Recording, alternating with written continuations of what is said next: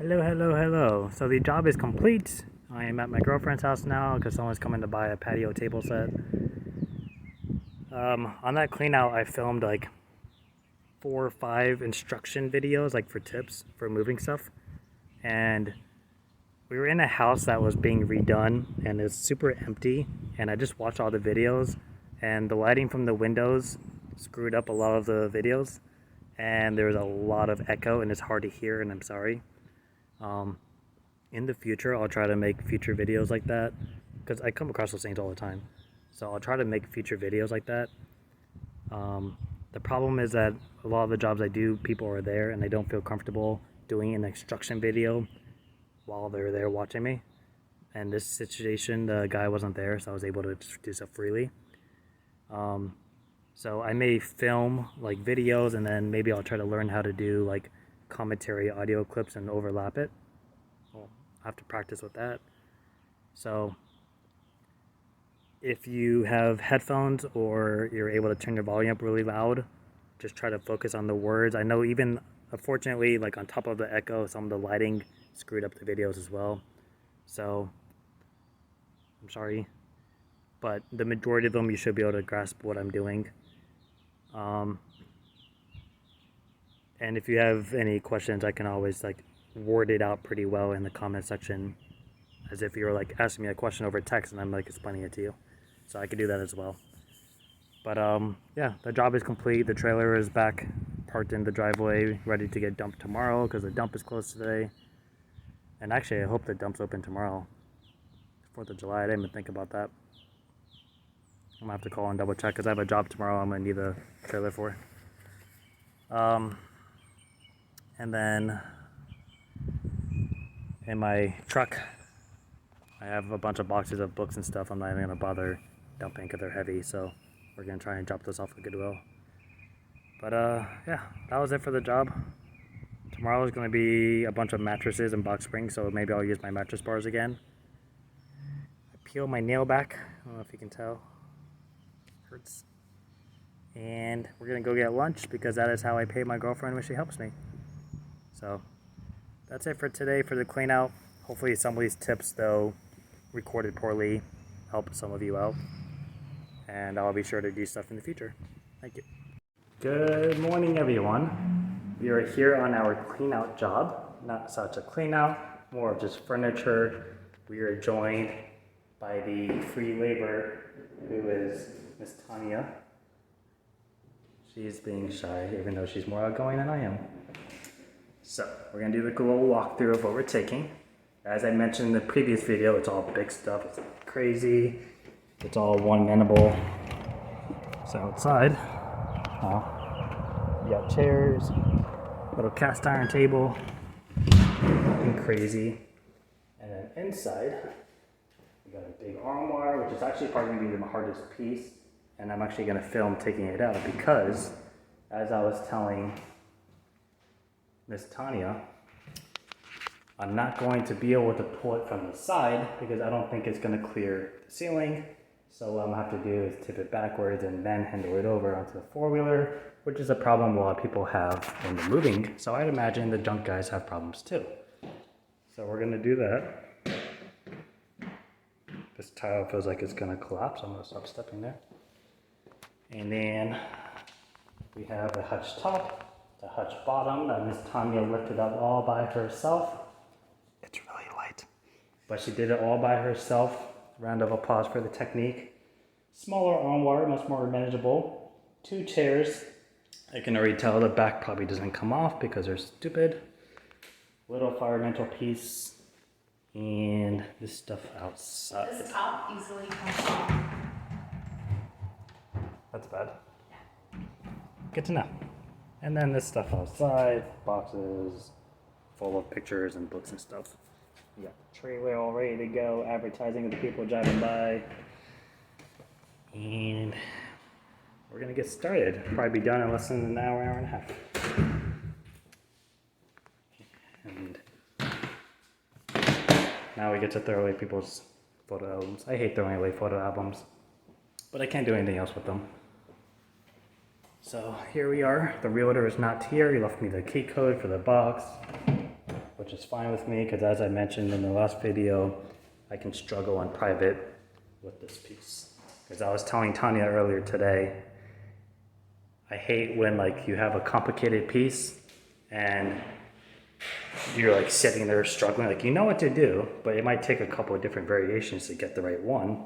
And the person's just watching you like, are you okay? Do you need help? Like, can you do it? You know, like just shut up and let me work. So we'll get started and I'll film certain pieces that I think would give other people trouble. So coming from a mover's perspective. And that'll be it. Hello. So I was wrong. This piece does not have to go down backwards and get flipped over, though I could do it for fun just to show you. But that'll be a lot of work. So I'll show you something later. But if you're by yourself, you want to be able to pull something like this down. You may think it's just easy, you just pull, but if they're heavy, you might have some issues. I always shove my foot down at the bottom. You might have to do a couple of takes with it to kind of adjust your strength and how much leverage you put into it. But just get a good grasp of whatever piece you have. And when you pull back, you're just going to swing yourself, push down with your calf, drive through your hips, and you're just going to pull the whole thing back. If it doesn't feel like it's coming right away, stay with the tension, because it's kind of like anything else with inertia. You have to have constant tension to break the inertia. So.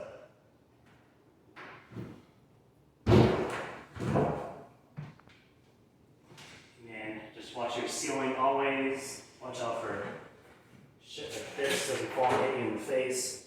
Sometimes these things come out. I'm going to grab my hand jerk.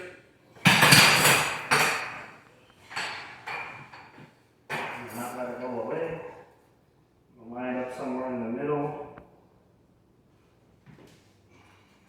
Apparently these tiles are uneven. Down nice and slow. Well, and then we're just going to lower it out the front door and try not to hit the door frame. And a key note, say you have something that's maybe not as big, but when you go to put the four-wheeler under it, I'm going to do that twice just for you. Sometimes, say you have like a cabinet or something that's a little bit closer to you, when you go to put the four-wheeler down, instead of leaving it flat like that, because if you watch a four-wheeler, when they go down, it may wiggle around and change direction. So if you want to prevent that, you can actually lift the four-wheeler up to meet where the piece is, and that way it won't collapse. Like right now, it's crooked. And it's going to do that every time once I have it dead center.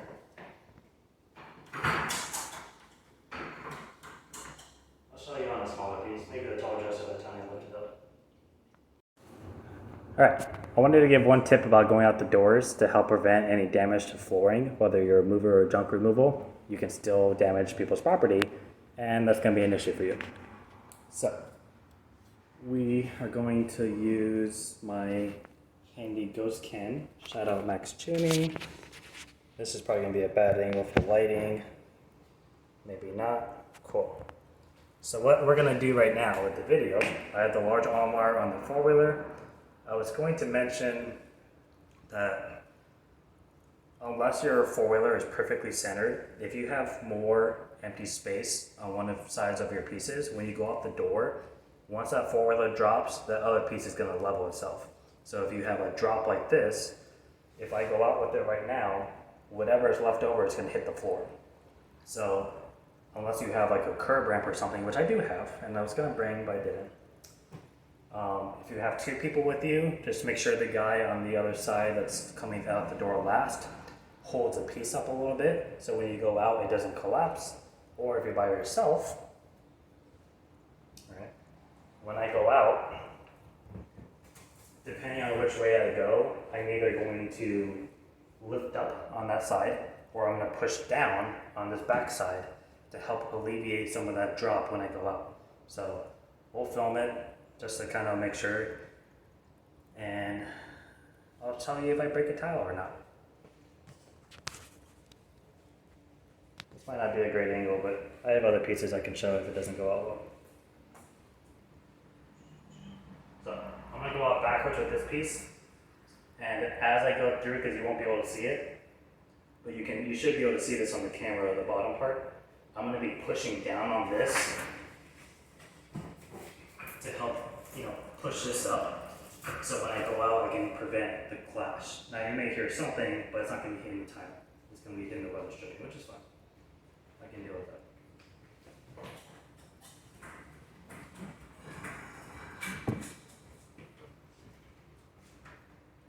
So we're stuck at the weather strip. I'm gonna lift it up so we can get the 4-wheeler over.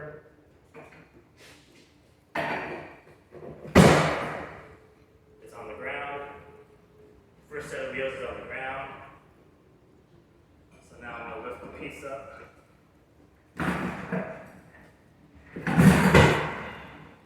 Maybe.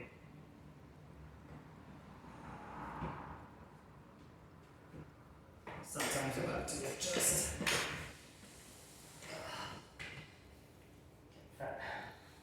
Sometimes you'll have to adjust, which is fine.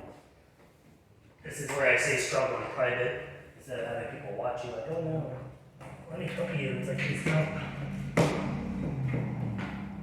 Let's do a 2-inch weather strip.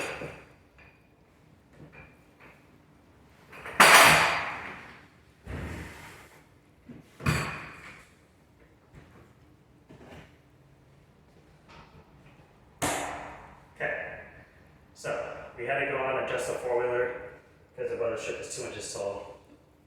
And now, if I push straight, I'm going to catch a weather strip. So what I'm going to do is lift up on this as I push out so I can clear over. And that'll be that. Hello again.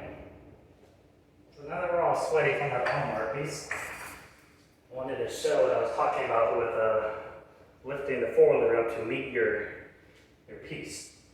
Now, I can obviously take this out with a hand truck, no problem, but let's say you're in a house with tight hallways. For example, let's say it was in one of those rooms, because that's a small hallway, and maybe going out with a hand truck, you're on an angle, your piece is like this now, you may not have as much wiggle room, or you might catch the bottom corner as you're going out. But once you have really good control, and it's not a super heavy piece, to where you can kind of lift the 4-wheeler up and kind of skateboard it around.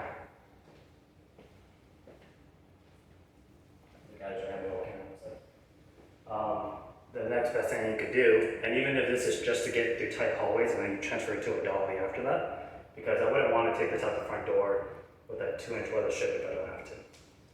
So, I usually do this where the edges, not so much where the feet are, because you're going to have that extra lip to lift things and you don't have to worry about the legs potentially snapping. But I'm going to lift this backwards. Now, if I were to just stick the 4-wheeler underneath like this, that's as far back as I can go with the 4-wheeler, and I'm not going to be able to lift my piece up. Or if I do, it's only going to be on halfway. It's going to be off center. It's going to want to tip right back down, crash into whatever's there. So, I'm going to hold on to the piece any way I can, whether it's a side grip, top grip, whatever. I'm going to lift the dolly up, slide it under like a wedge, as far as I can. And then holding both pieces, I'm going to lift up on the piece, onto the 4-wheeler, and then you're good. And now, you can move it around freely. It's not going to go anywhere unless it has like a marble top on it, it's super top heavy. Which if that's the case, if you can't take the marble top off before moving, which I would hope you would plan to do, but if you can't for some reason, you could do the same concept, but I would do it the other way despite the feet. Because if that top falls, it's breaking whatever is underneath it. Plus, it's not going to look good. And you're going to be in trouble if you're a mover. So, I'm going to use this. I'm going to switch it to the hand truck to get it out the door, because I don't need to have it on the 4-wheeler.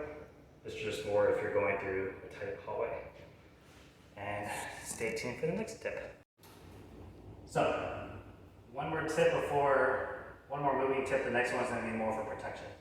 So, chairs like this, I actually found out the backs do come off, but I'm not worried about it, because I have the space in the truck.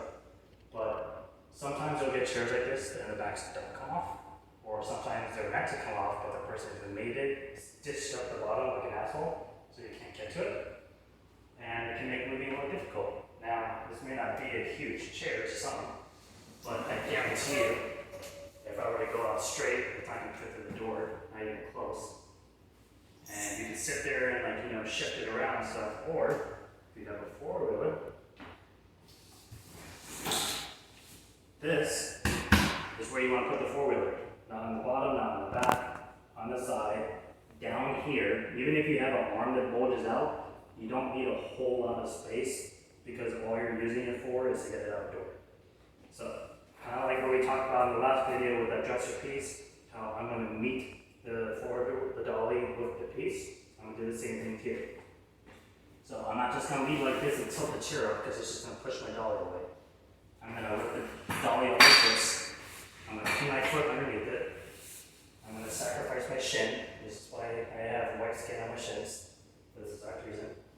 I'm going to grab the piece. And I'm going to lift it up onto it like that. You can sit there and you can adjust it a little bit if you need to. I'm going to adjust it a little bit just to push it more this way. So I have less space needed for the little metal bars because I don't want these to catch the door because they'll defeat the whole purpose. But when we go out that door, I'm not going to go straight with it. That would defeat the purpose. What we're going to do is, this piece is going to go up first. And we're basically just going to, I'm going to go through like this first. And as it goes through, I'm going to angle it out like that. And it basically it'll turn a corner like a semi-truck would turn a corner. So a straight truck, you'd have to go like that. A semi-truck, you kind of get that turn. Same concept. Or maybe in our cases, a trailer, a truck. Moving. So, I'm going to go to the door. I get to deal with my mother strip again. And because that mother strip is there, what I'm going to do is I'm going to lift up on the piece that alleviates some of the weight. I'm going to put my foot underneath the dolly and just kind of lift up like that as I'm going out. So this side goes through first. And then my dolly, I'm going to lift it up over the weather strip. Yank it a little. Always watching these because these will scuff the door up with no problem. And there you go. And then after that, it doesn't matter what you do. This isn't so much, I guess it's a little bit of a moving tip, but it's also more of a protection so you don't scratch up so much force. With these dollies, underneath them is just metal. There's nothing really protecting anything from it. So when you have pieces, instead of, especially boxes, because I have this happen as a mover all the time, and it used to drive everyone crazy. When you have, let's say you have a stack of boxes, instead of sitting there just shoving this underneath and hoping it's going to catch a box, meanwhile you're probably scratching the shit whatever floor it's on, especially if it's wood. Wood will show this nice little scuff mark from the hand truck. What you do is you grab a piece, you just push up on it. You don't have to push a lot either. Push up on it. Now, even though I'm lifting it, I'm not gonna just push down like this because I'm still gonna scratch the floor. I'm gonna lift up on this, lift the dolly just a smidge, and glide it under, and then set it up. Because if I did it the other way, if I just went like this and spin it, you can hear the difference. And if that's wood, that noise means that whatever little granulates on the bottom of the metal are now getting into the wood. So I'm going to lift it just slightly. And if it happens to be a really heavy piece, don't worry about it. You're going to lift it with two hands. Do the same concept. You can alleviate some of the pressure with your foot. So it'll still make that noise because it's still sliding, but it'll have less weight to it if you're lifting up on it. And same thing when you're letting go stuff. Let's say you put a piece down to go help a buddy or something. You can lift up on the piece, grab the bottom of the hand truck, and pull it right out like this. Same thing with the stack of boxes. If I put, a stack of heavy boxes on the ground and I want to get my four-wheeler out, all I have to do is lift my foot